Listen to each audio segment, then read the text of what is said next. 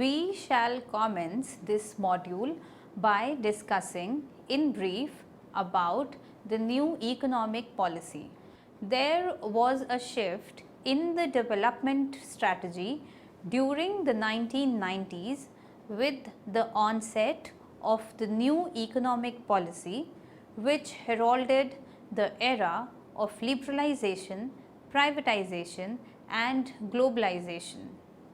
The implementation of new economic policy led to a quantitative and qualitative change in the role of state and the instrument of planning in the process of economic development. The new economic policy can be described as market oriented and provided a greater role for the private sector. The 5-year plans are now more indicative in nature and the goals of planning are to be achieved through private initiatives and market forces. The role of public sector undergoes a change and was to play a coordinating role along with the private sector. Thus, from a commanding height role to a coordinating private initiative role, the public sector saw a change in its role. The development strategy since 1990 focused on growth with equity and social justice, but there is greater reliance on the market mechanism and private sector. At the same time, there is a greater emphasis on the role of foreign investment and trade in accelerating the process of economic development.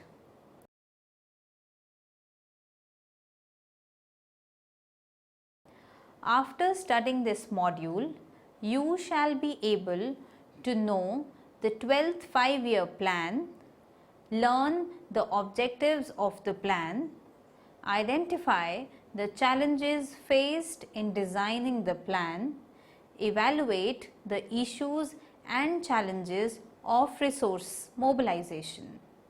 Let us discuss the 12th 5-year plan, which started in 2012 till 2017. The 11th plan from 2007 to 2012 aimed at sustainable development and inclusive growth. The plan aims to achieve faster, broader based and inclusive growth. It aimed at achieving a GDP growth rate of 9% per annum and planned to rise the investment rate from 30.1% of GDP to 35.1% during the plan period to achieve higher growth and social justice. The rapid growth rate targeted at 9% was regarded necessary for two reasons. A. To generate income and employment opportunities that were needed for improving the living standards for the bulk of the population. B. To generate the resources needed for the financial and social sector programs which were aimed at reducing poverty and enabling inclusion. The economy performed well on the growth front, averaging 8.2% for the first 4 years. The rise in growth rates in the 11th plan period compared to the 10th plan is modest, but it is undoubtedly a good performance given the fact that there were severe challenges from the external front, the American subprime crisis and the European crisis. The 11th plan also had an ambitious target of reducing poverty by 2% per year. India is well poised to achieve the MDG, that is the Millennium Development Goal of 2015 target of 50% reduction of poverty between 1990 to 2015. There are some challenges that emanate from the economy transition to a higher and more inclusive growth path, the structural changes that accompanies and the aspirations that it generates. The issue of inflation and rising deficit in the trade account, along with uncertainties in the global economy, are severe challenges. The weakness need to be addressed and the challenges need to be faced with greater vigor. The 11th plan allocated 30% of the plan outlay for the social service sector, which includes education, health and other welfare services. There was about 42% of the public sector outlay meant for energy, transport and infrastructure. Thus, the 11th plan laid a great emphasis on social sector, infrastructure and also rural development. The objective of inclusive growth and sustainable development aimed at accelerating growth and eradicating growth were achieved through focus on the social sector, infrastructure and the rural development. The 12th plan from 2012 to 17 commenced at a time when the global economy was passing through a financial crisis. With deteriorating global situation, the then Deputy Chairman of the Planning Commission had said that achieving an average growth rate of 9% in next 5 years is very difficult. The crisis has posed an immediate challenge of bringing back the economy to a high growth rate. Short-term downturns do occur in all economies and they do not necessarily indicate an erosion of long-term potential, but short-term fluctuations call for the correction measures. The 12th plan first priority is therefore to bring back the GDP growth rate while ensuring that growth is both inclusive and sustainable.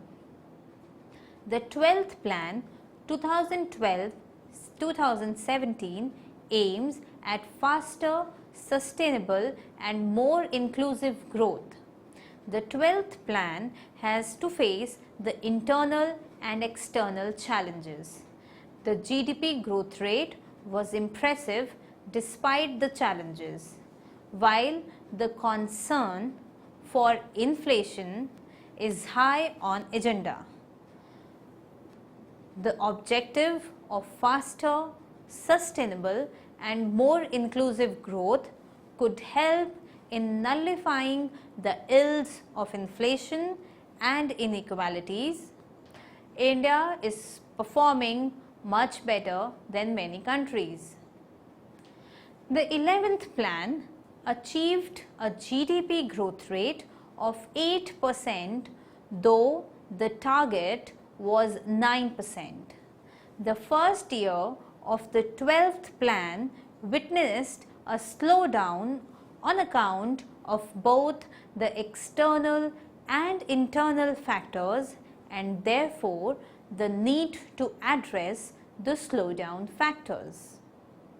The 12th five-year plan main focus will be on accelerating the rate of economic growth and inclusiveness.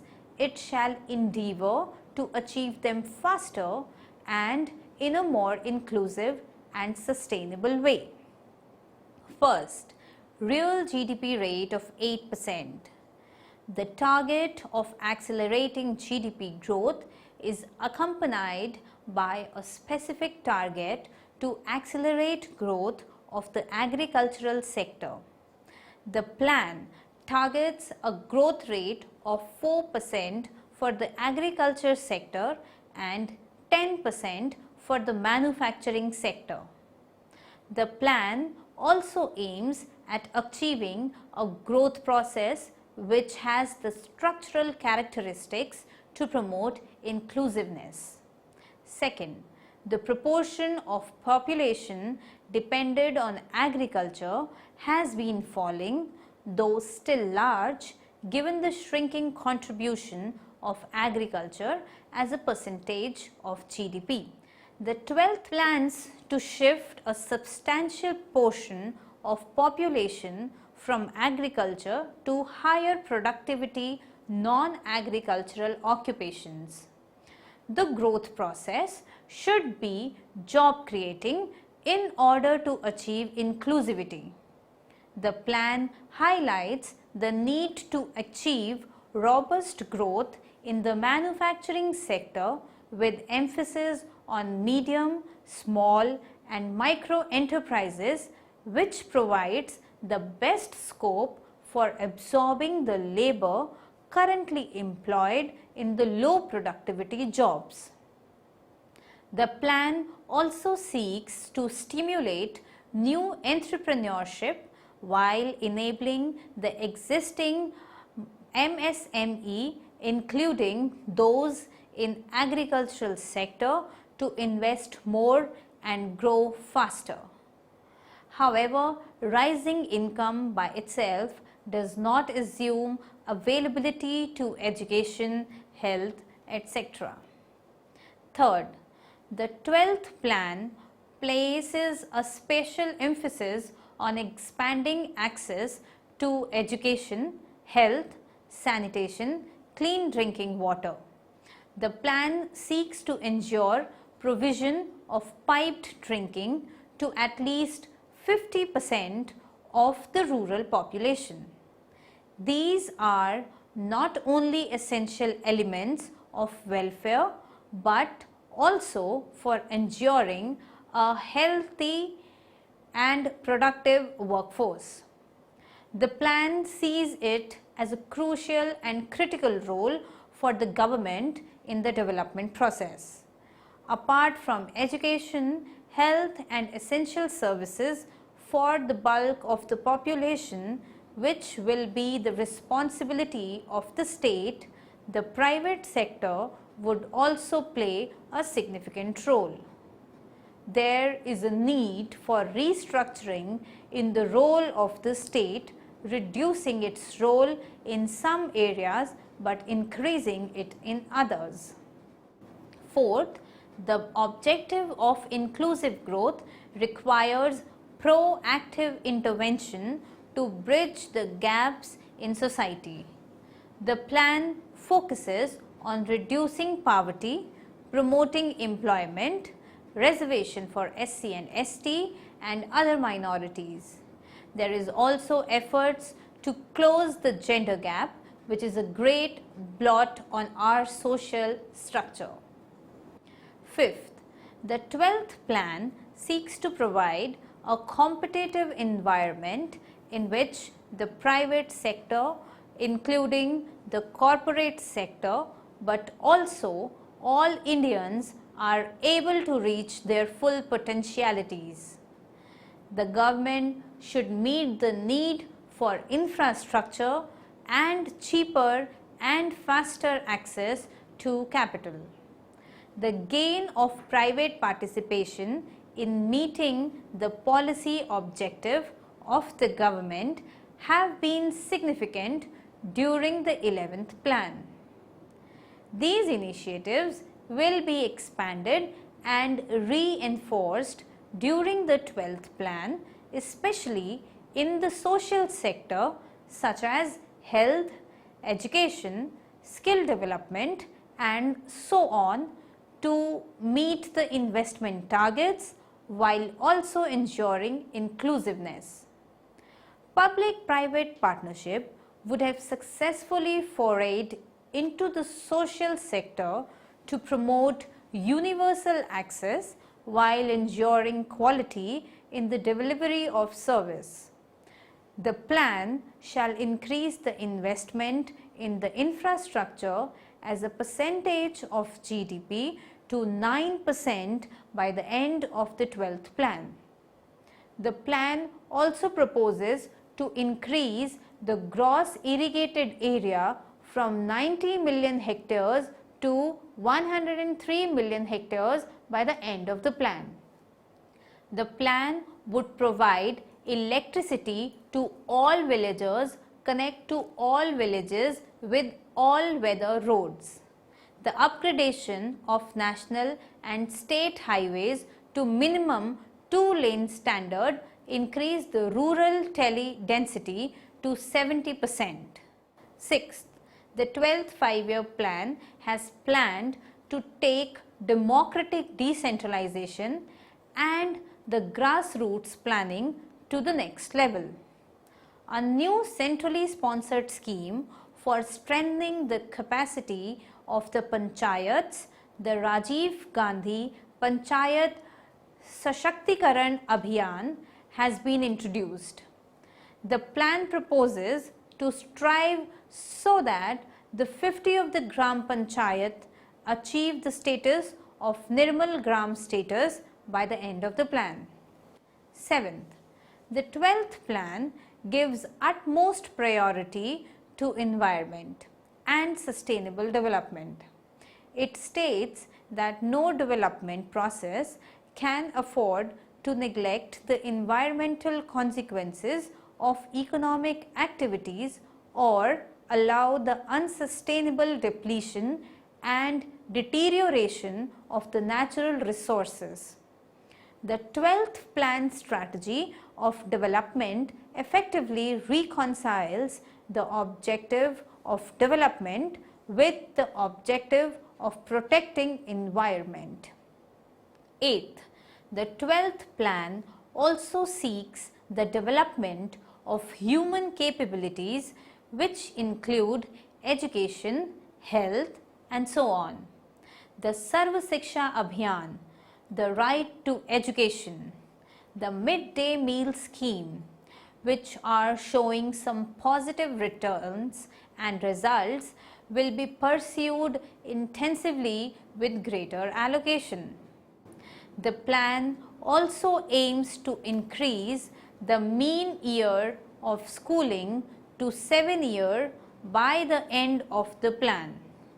The plan seeks to enhance access to higher education by creating additional seats and align them to the skill needs of the economy.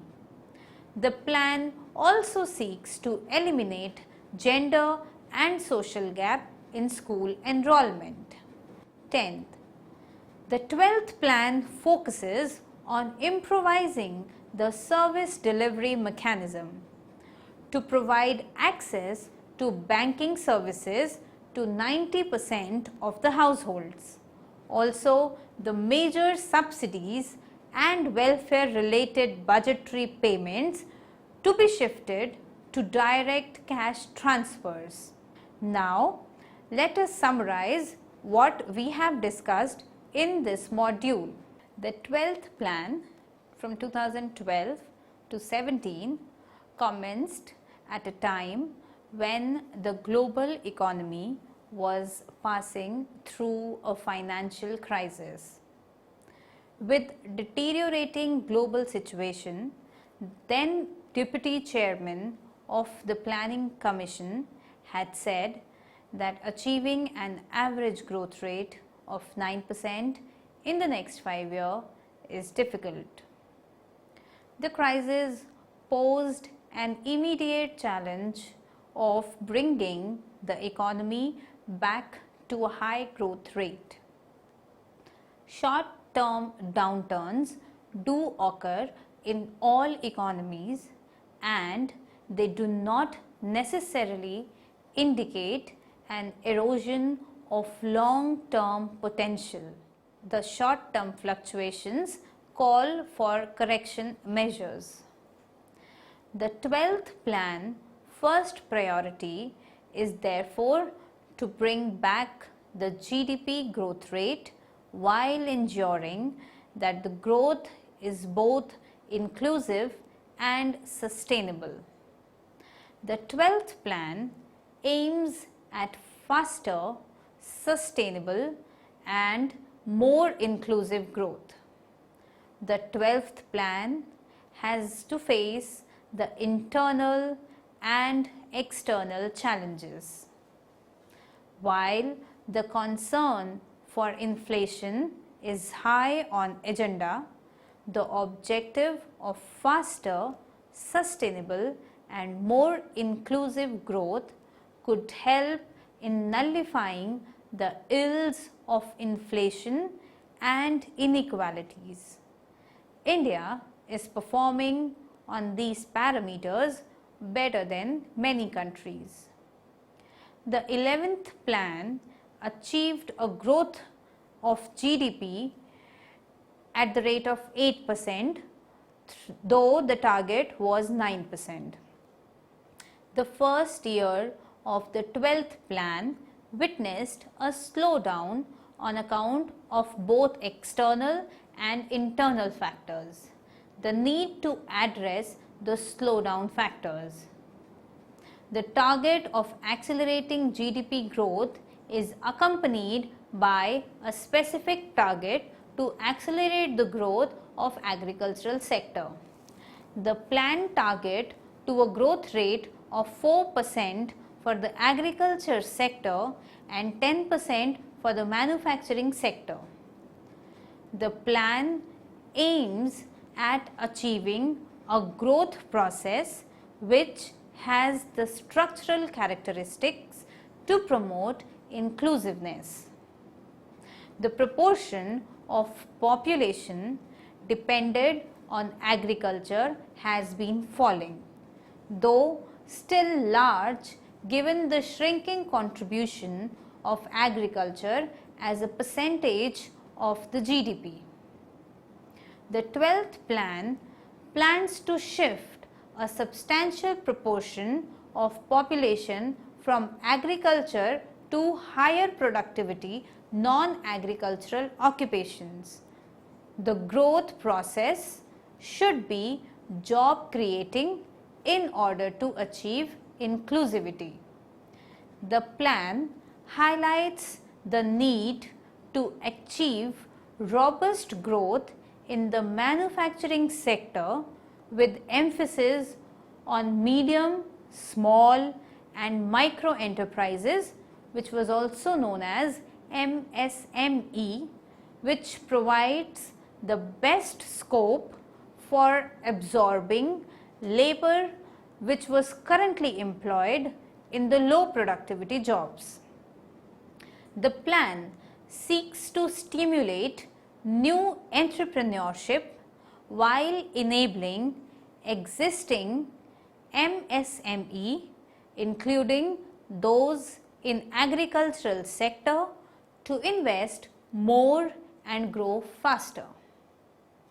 The 12th plan places a special emphasis on expanding the access to education, health, sanitation, clean drinking water. The plan also seeks to ensure provision of piped drinking to at least 50% of the rural population.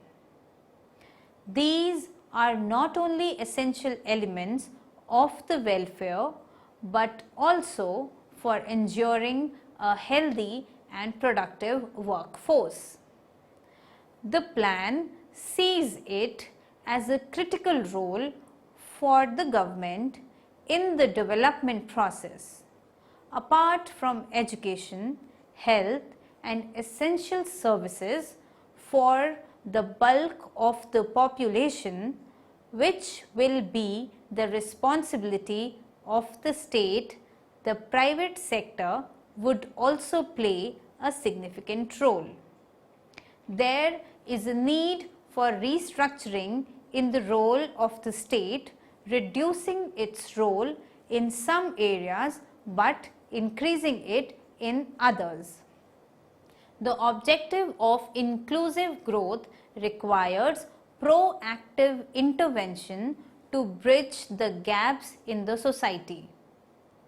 The plan focuses on reducing poverty, promoting employment, reservation for SC/ST and other minorities. There is also efforts to close the gender gap, which is a great blot on our social structure. The 12th plan seeks to provide a competitive environment in which the private sector, including the corporate sector, but also all Indians are able to reach their full potentialities. The government should meet the needs for infrastructure and cheaper and faster access to capital. The gains of private participation in meeting the policy objective of the government have been significant during the 11th plan.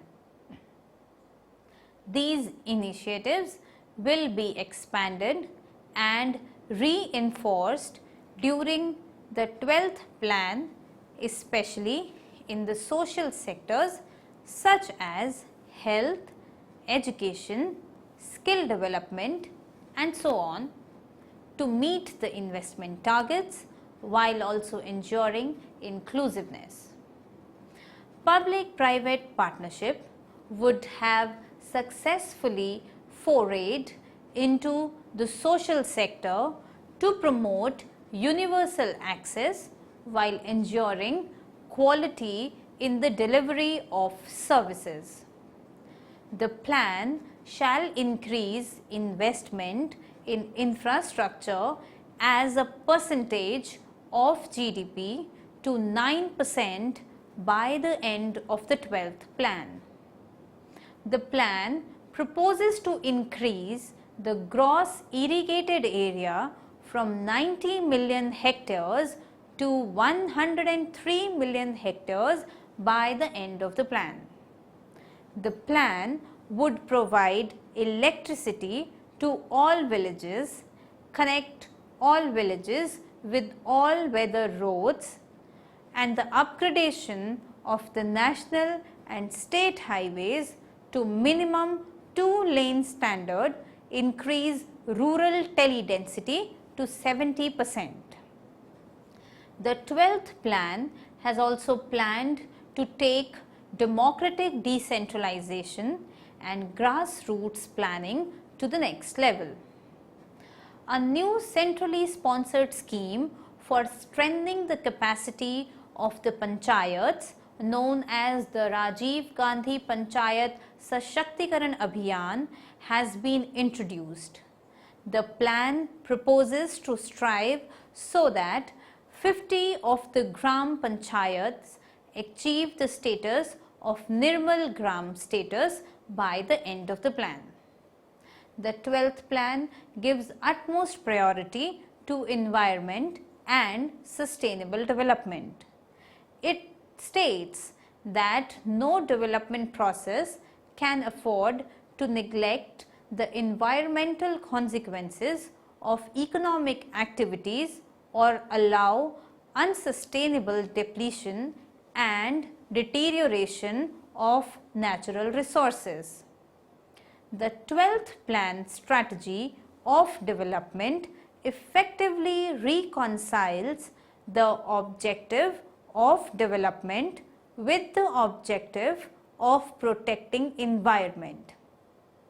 The 12th plan also seeks the development of human capabilities, which include education, health and so on. The Sarva Shiksha Abhiyan, the right to education, the midday meal scheme which are showing some positive returns will be pursued intensively with greater allocation. The plan also aims to increase the mean years of schooling to 7 years by the end of the plan. The plan also seeks to enhance the access to higher education by creating additional seats and align them to the skill needs of the economy. The plan also seeks to eliminate the gender and the social gap in the school enrollment. The 12th plan focuses on improvising the service delivery mechanism to provide access to banking services to 90% of the household. Major subsidies and welfare related budgetary payments to be shifted to direct cash transfers. The role of the government in the development process has been redefined as the provider of the social sector, infrastructural services, and an enabler and facilitator for the private sector.